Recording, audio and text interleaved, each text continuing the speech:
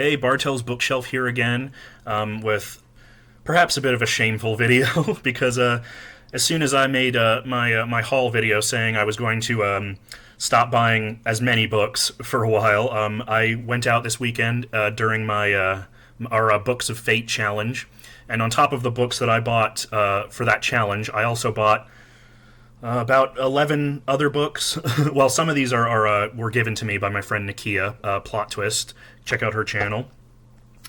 And so I figured, like always, if I'm going to spend money on books, I'm going to at least make content out of it, right? So I'm going to do another book haul video. So, yeah, here we go. So first we went to Barnes & Noble, because that's usually the order we go, and we go from Barnes & Noble to half price. We were going there because Laura was going to buy a book that was part of a series that she really wanted to read. And I wasn't originally planning on buying anything, but I ran across this. This is Elric of Melnibone, the Elric Saga, Volume 1 by Michael Moorcock. This is a recent reprint of the Elric stories. I believe this is the first 4 novels. Let me check. Yeah, the first 4 novels, Elric of Melnibone, The Fortress of the Pearl, The Sailor on the Seas of Fate, and The Weird of the White Wolf. So I already had the first volume of the Del Rey editions that were published in around 2008. I never really got into them, though. I just never had the opportunity. I never had the sort of, you know how it is. There's so many things to read. But, and it was always sort of confusing sort of what order to read them in. There's so many different reprints and stuff like that. But this is part of a new reprint series that's being published by Saga Press, where it's going to be, as far as I understand it, it's going to be all of the Elric stuff published in chronological order, not publication order. So that sounded more interesting to me, especially after hearing some of Michael K. Vaughan's thoughts on Elric and sort of the reading order and stuff like that. And Nakia from PlotTwist also recently got this book and showed it off in her own haul video. So I figured, it would be fun if we both had the same edition of Elric and we, buddy read it together. So there may be that may be happening sometime in the future. I'll let you guys know.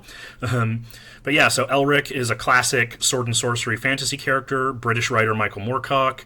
I've always wanted to get into him. I know I know about him. I know, he's this very pale, sickly guy who's addicted to drugs to keep himself sort of stable. And then he finds this evil sword, or this cursed sword called Stormbringer, that sucks the soul out of anybody who is killed by it, and that sort of imbues him with strength and vitality. And it's just sort of about his adventures. And yeah, it's classic fantasy. Always been wanting to read it. Never really gotten around to it, but this should be the push that I need. And the cool thing about this is that this is a really nice edition. It's got maps. It's got illustrations. Let me see if I can find them. Yeah, it's got illustrations. I mean, that's awesome, isn't that? So yeah, I think if I'm going to read Elric, I think this is probably one of the best ways to do it, hopefully. And I hope I enjoy it. I look forward to finally getting into this classic series. So that's the first volume of the Elric Saga. These two are ones that were given to me by Nakia. She said she couldn't get into them, but they sounded interesting, so I said, hey, I'll take them off your hands. So this is Smoke Eaters by Sean Grigsby, and the sequel, Ash Kickers by Sean Grigsby. Ash Kickers. So I'll just focus on the first one. So this is a sort of a urban fantasy novel. I mean, it says right here on the back, Firefighters versus Dragons. That was all I needed to know. But basically, firefighter Cole Brannigan is on the verge of retirement after 30 years on the job, a decade of that fighting dragons. But during his final fire call, he discovers he's immune to dragon smoke. It's such a rare power that he's immediately conscripted into the elite dragon-fighting force known as the Smoke Eaters. Retirement cancelled, Brannigan finds himself reassigned as a lowly rookie, chafing under his superiors. So when he discovers a plot to take over the city's government, he takes matters into his own hands. With hundreds of innocent civilians in the crosshairs, it's up to Brannigan and his fellow Smoke Eaters to repel the fiery dragon menace. So that just sounds fucking awesome. I know Nakia had a little bit of trouble getting into it, but it sounds really cool. Firefighters like fighting off dragons, magical powers. People immune to dragon smoke. And one of the things I thought was really, really interesting is that the main character, as it mentioned, is sort of long in the tooth. I read the first page, and apparently he's pushing 50, and he's built too. So, daddy alert! So, of course, that got me really, really interested. But also, aside from me being a perv, you don't often see fantasy novels with, or just genre fiction, or just a lot of fiction in general, with older protagonists. So I thought that would be really, really interesting on top of everything else. So yeah, that sounds like a killer premise. I'm really excited to dig into this at some point, hopefully soon. So yeah, that's Smoke Eaters and Ash Kickers by Sean Grigsby. Next, I have another just random paperback find that just looked interesting. This is Stairway to Forever by Robert Adams. One guess as to why I picked this one up. But it does sound like an interesting premise. Life has not been easy for Fitzgilbert. He has survived the battlefield, personal tragedy, and economic hardship. Now all he wants is peace. He moves into an isolated, ramshackle house built, oddly, on an earthen mound. Then he uncovers a hidden stone passageway beneath the house and falls through an invisible doorway into another world. Except for the bizarre beasts that crawl its shoreline, the sand world seems deserted. Yet Fitz is not alone. First, he is visited by an old friend who reveals that Fitz has a mission in this strange new world. Then he is supplied with traveling companions, a Norman knight, transported from the 11th century via unexplainable magic, and a 1950s jazz musician trapped in a most unusual new body. Together they will surmount incredible dangers and reap incredible rewards. So yeah, it sounds really adventurous, really fun. I love the sort of stuff about, people falling into magical worlds. The cast of characters sounds really crazy. A Norman knight, a 50s jazz musician, who it mentions is trapped in a most unusual new body. And I'm hoping that's who that is, because they did have the sequel as well, and this guy was still on the cover. So I'm hoping he's a prominent character for obvious reasons. But it does sound really interesting, really bizarre, really imaginative, and potentially a lot of fun. So I look forward to that. Sounds fun. So that's Stairway to Forever by Robert Adams. I have two Dennis Etchison books here, which I've been trying to get for ages, and these were really cheap. These were like $2 each or something. The first is Red Dreams by Dennis Etchison. This is a very famous, very, very famous 80s horror paperback, a collection of 13 short stories. Dennis Etchison is a very highly respected writer in the horror field, kind of part of the whole 80s horror boom. He wrote a bunch of novelizations, I believe, in fact, he wrote the Halloween 2 novelization that I showed in an earlier video. He's been all over the place. He's very well respected, and I've heard a lot about his writing in this collection, which I've always wanted to read, but I was never able to find. But I got really, really lucky today, and at half price they had this for about $2. So, of course, I had to grab it. And it's really, it's really nice condition. The cover's not faded or anything. There's some nicks and stuff, but it's really, really nice. So yeah, I'm really excited to dig into that soon. And then I also found this. This is Shadowman by Dennis Etchison. I really don't know a whole lot about this, except that the reason that I grabbed it is because it's part of the Del Abyss horror line, which was a famous imprint that published a bunch of sort of transgressive boundary envelope-pushing horror novels in the early 90s. They published writers like Poppy Z. Bright, Melanie Tem, Nancy Holder, like all kinds of Kathy Koja, of course, lots of really interesting people. And again, I've been trying to beef up my collection, and I found this. It's really nice condition, and it just So I'm really interested. The step back art's pretty cool. I have no idea what it's about. In the hills, the dogs howl. The homeless live secluded in the waste of a deserted landfill. By firelight, children tell ghost stories to one another, and by the sea the surf sounds endlessly against the shore. The mist, the moisture that permeates the air, brings a covering of doom to everyone and everything. Lisa works with disturbed children, and there seem to be more and more of them. Children afraid of disappearing. Children afraid of a man. A shadow man. The kids call him the man with no face. The adults call him a fantasy. Under the force of the rain, the hills collapse in muddy torrents of buried bodies. In the town of Shadow Bay, nothing is certain. No one is safe. So it sounds pretty atmospheric, pretty haunting. I love stories about like sort of boogeymen type characters, Candyman and that kind of thing. So, and again, Dennis Etchison is a very well respected horror writer, so excited to dig into that eventually. Next is a classic of Latin American literature. This is Labyrinths. You can't really see it that well, but this is Labyrinths by Jorge Luis Borges. I'm probably mispronouncing that. I'm sorry. But this is selected stories and other writings. This is, I believe this is it's not one of the collections that was released in his lifetime. I believe this is a compilation. It's sort of like a best of. I know in Juan at PlaguedbyVisions, he made a video talking about his top short story collections, and he mentioned Ficciones by Borges. And Borges is a writer that I'm sort of familiar with. I actually used to have a copy of this a long time ago, but I sold it a long time ago. I had a period about 10 years ago where I just sold a bunch of my books, and this was one of them, and I was always really upset about that, but I found this at half price, so I have it again now. So yeah, Borges, he's a very well-respected Argentinian writer, very surreal, very fantastical, very experimental, plays with sort of form and structure and metafiction a lot. I've read a few of his stories here and there. I know I read the first one in here, which is a famous one. Yeah, Tlon Ukbar Orbis Tertius, which is about like a fictional...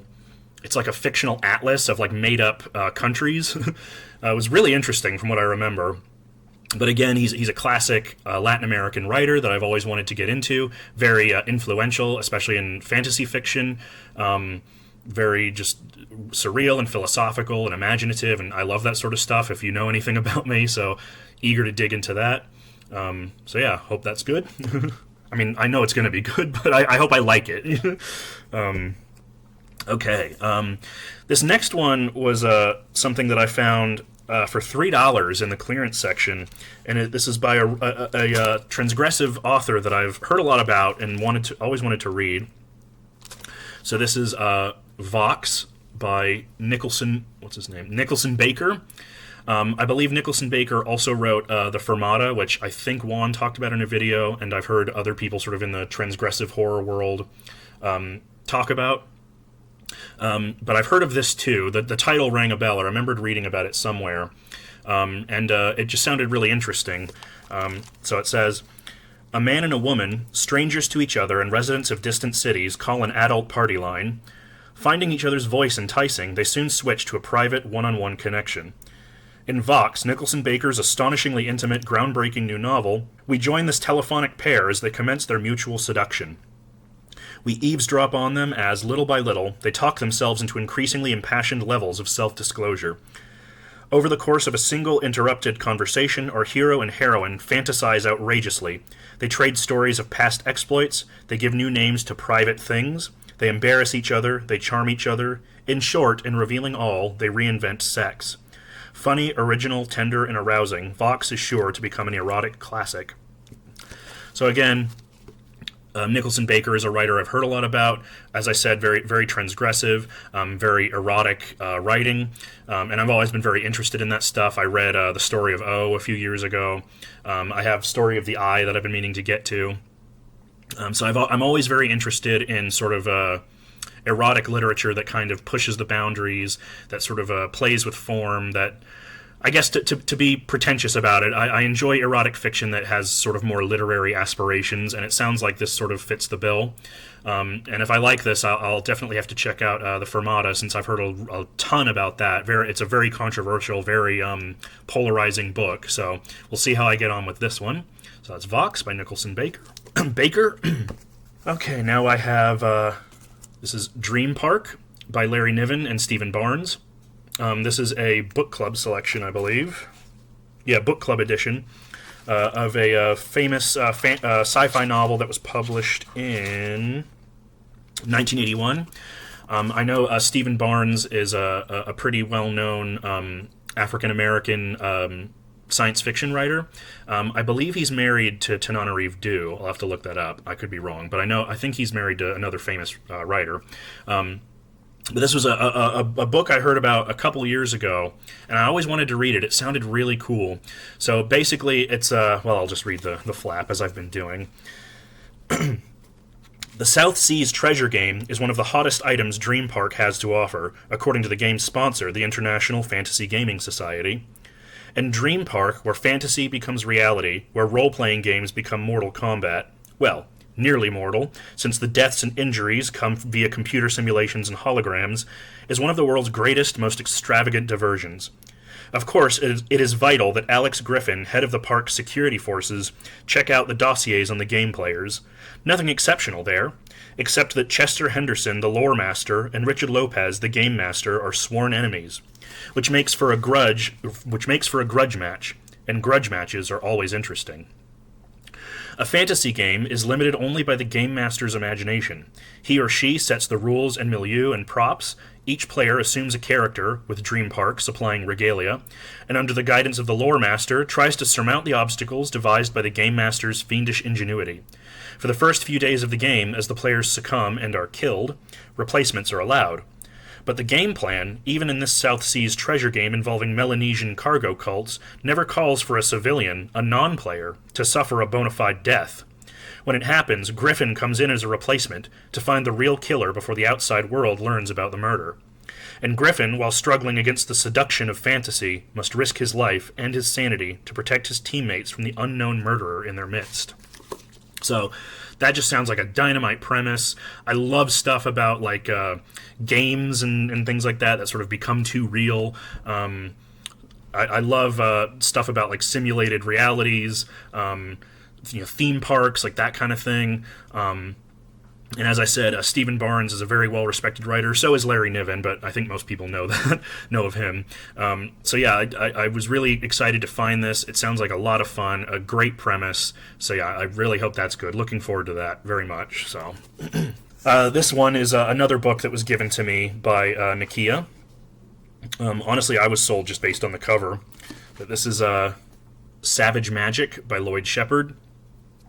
This was another one that she said she couldn't get on with, I think because it's written in present tense, I believe. Yeah, it's written in present tense.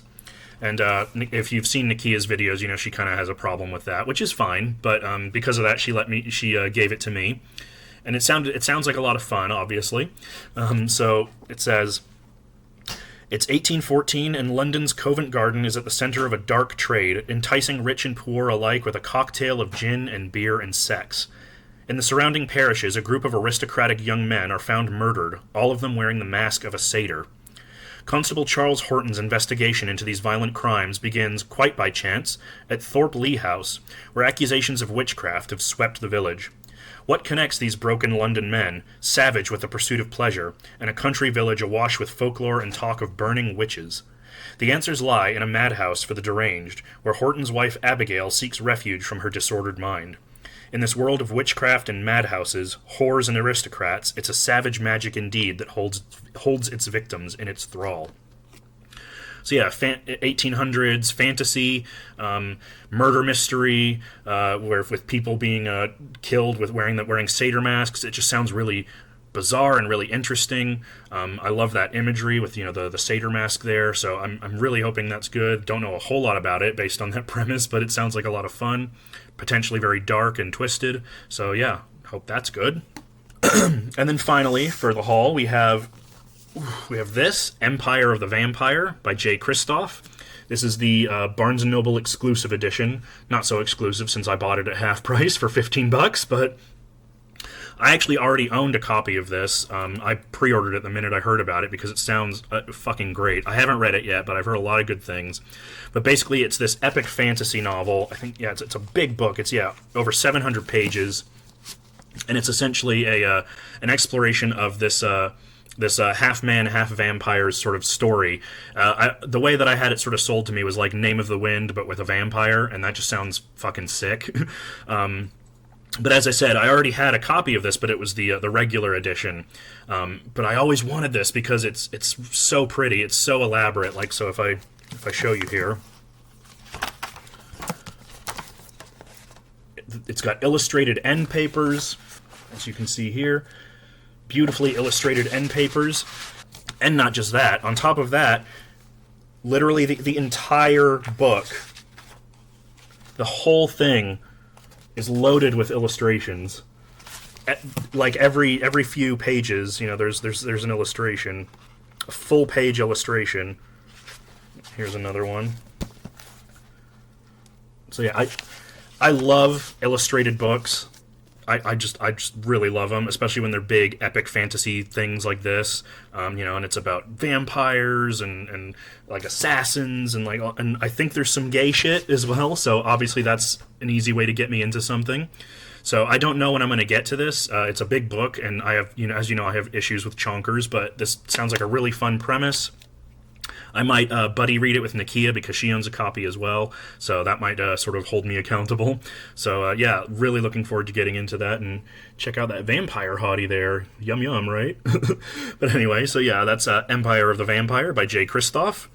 And those are all of the books that I bought for this haul, or that were given to me for this haul. I hope you guys enjoyed. Have you read any of these books? What did you think of them? Where'd you recommend I start? Talk to me. Let's go. Books. Books. We love books. So yeah, I hope you guys enjoyed, and I'll see you guys later. This has been Bartel's Bookshelf, and I'll see you next time. Bye.